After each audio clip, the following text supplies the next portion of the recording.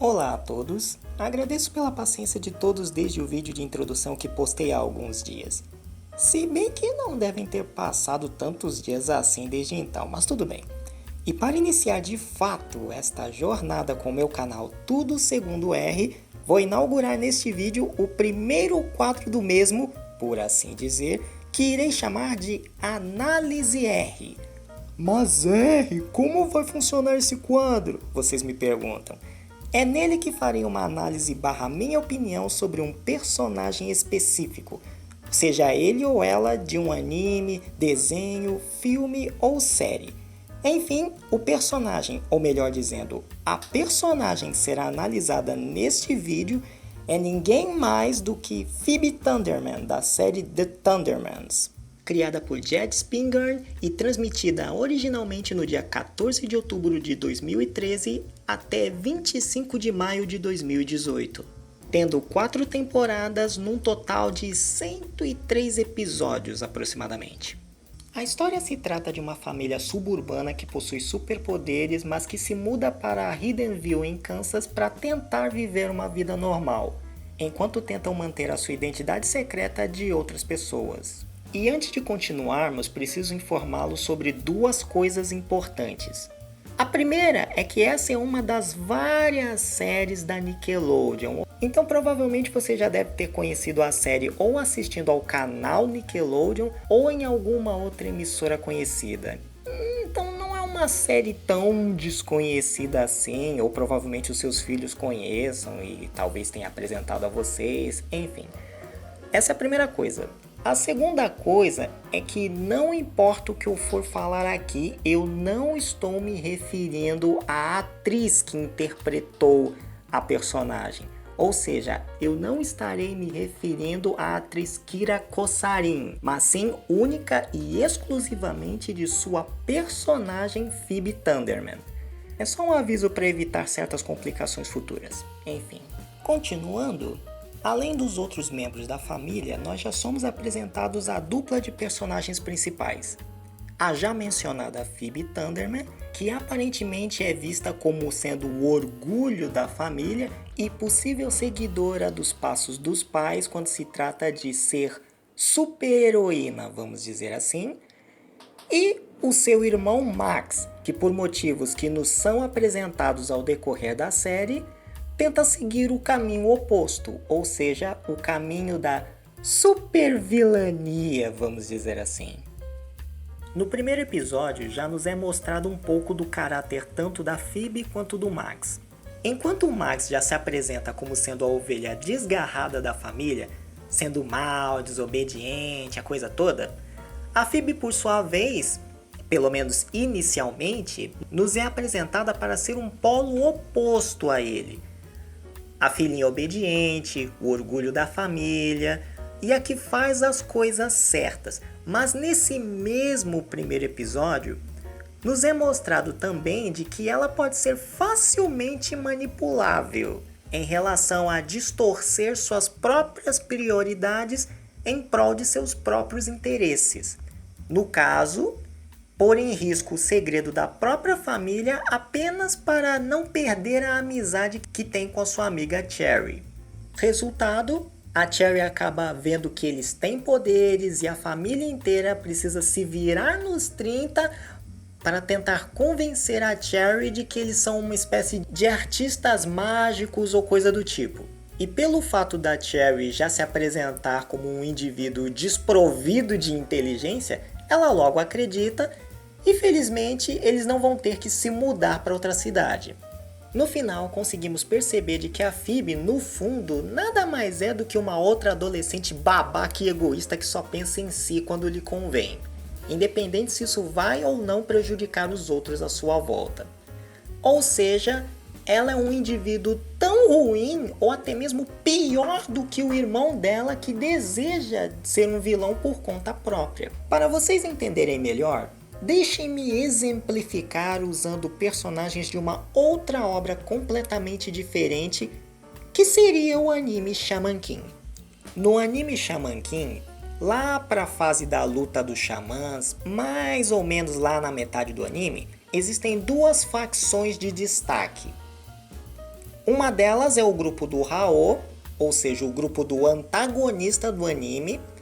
Antagonista esse que tem como objetivo erradicar a raça humana normal para criar um mundo somente de xamãs. E os X-Laws, que tem como objetivo acabar com o Hao e seus associados. Mas qual a diferença dessas duas facções? Vocês devem estar perguntando. Diferente do grupo do Hao, os X-Laws, principalmente a sua líder Jenny, que vive numa dama de ferro praticamente, passam uma imagem de santos, de salvadores do mundo e coisa e tal, que querem guiar as pessoas para o caminho correto. Até aí, entre aspas, estaria tudo bem. Mas o problema dos X-Laws é que eles erradicam qualquer um que não concorda com eles. Se eles fazem uma oferta para você se aliar a eles e você recusa, você é automaticamente taxado de pecador ou coisa do tipo. E passível de execução. Isso fica bastante claro ao decorrer do anime. Principalmente num episódio específico, onde a Jenny luta pela primeira vez ao lado do Lyser e do Marco, contra um outro grupo de xamãs mais voltados à cultura egípcia. Um deles até tem cabeça de pirâmide, para vocês terem uma ideia. E no meio da luta, a Jenny finalmente sai daquela dama de ferro ao qual ela vive, que aliás a imagem pode ser um pouquinho forte, dependendo do seu ponto de vista, então eu nem vou passar ela no momento. Quem conhece o anime sabe, mas continuando. Aí ela se mostra bastante poderosa e tal, mas ao mesmo tempo ela vem com aquele papo de ai, mas por quê? Por que vocês querem pecar mais ainda? Isso tudo depois de ter imobilizado eles em cadeiras com a ajuda do espírito guardião dela e tal. E aí no momento que ela fala isso, no momento em que ela se posa de santa e de que quer salvá-los de seus maus caminhos e tal, um dos inimigos acaba falando para ela: você não tem o direito de nos julgar. E devido à recusa deles de mudar os caminhos que eles estavam trilhando, de se converterem, o que ela faz? Ela os erradica lá mesmo, na frente de todo mundo. Mas R, porventura mortes não são permitidas na luta dos xamãs? Realmente, nada impede que mortes aconteçam na luta dos xamãs. Mas esse não é o problema. O problema foi a motivação por trás dessas mortes. Isso levando em conta a nossa discussão aqui. Porque tanto ela quanto o grupo dela passam uma imagem de santos, de até mesmo de donos da verdade, mas acabam executando qualquer um que não estende a mão a eles. Aí eu pergunto para vocês, isso não é um pouco hipócrita da parte deles? Porque tudo bem, o Hao é o antagonista da história, ele quer erradicar a raça humana normal e tal, mas se você parar para pensar, o Hao é mais honesto do que a própria Jenny e os X-Laws em si. Porque apesar dele estar errado nas atitudes dele, ele não se esconde atrás de uma ideia bonitinha do tipo ai, eu sou santo, ai, eu quero converter a humanidade ao caminho correto. Não, o Hao não é bem assim. Ele até acha que o objetivo dele é nobre e tal, só que ele não age da mesma forma que os X-Laws. Apesar de que no anime ele tem os seus certos momentos de hipocrisia, mas esse não é o caso. A questão é que, apesar dos dois lados estarem errados, o Hao é mais honesto do que os X-Laws. O que nos leva de volta ao assunto do vídeo, ou seja, aos irmãos Max e Phoebe, que já adianto para vocês que são protagonistas bem chatos, se vocês pararem para pensar, porque eles representam aquele tipo de protagonista que é falho demais e que comete os mesmos erros, se não vários erros, pelos mesmos motivos. A diferença é que, assim como o Hao, o Max é mais honesto. Ele quer ser mal, ele faz as coisas sabendo que são más. Enquanto que no caso da Phoebe, assim como os X-Laws, se esconde atrás de um verniz bonitinho, de uma ideia bonitinha, de ai, ela é uma super heroína, ela é o orgulho do pai, mas consegue ser tão má ou até pior do que o irmão dela. Não acreditam em mim? Então vamos aos fatos. O episódio do trabalho escolar das Nações Unidas, onde cada aluno da classe representava um país, e para Phoebe ganhar uma boa nota, ela precisaria convencer a todos a assinar o Tratado de Paz Mundial. Só que a personagem Allison, que mais pra frente vai se tornar namorada do Max, e que nesse trabalho representava a Groenlândia, não quer saber de paz mundial, alegando de que os ursos polares estão sendo prejudicados pelos outros países.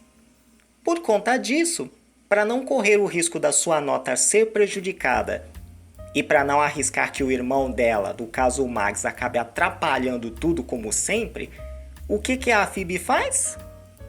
Forja um encontro entre os dois para provocar a ausência dos mesmos. Mais coisas acontecem e a Allison acaba sendo prejudicada. E quando o Max vai atrás da garota, por naquele momento estar começando a sentir um pouco de empatia pela mesma, ela, de forma certeira, diz mais ou menos assim: eu odeio os Thundermans. Vocês não se importam com quem ferem ou machucam, contanto que consigam o que querem. Ela praticamente resumiu os dois em apenas uma ou duas frases. Ah, mas a Phoebe escutou tudo e conseguiu compensar pelo erro. Grande porcaria, não fez mais que obrigação, foi ela que causou isso tudo para início de conversa. Indo para o próximo fato, o primeiro episódio, do qual eu já falei um pouquinho, mas dando um pouquinho mais de contexto. A Phoebe desobedece os próprios pais em relação a não trazer pessoas normais para dentro de casa, só para não correr o risco da Cherry arrumar outra amiga no lugar dela.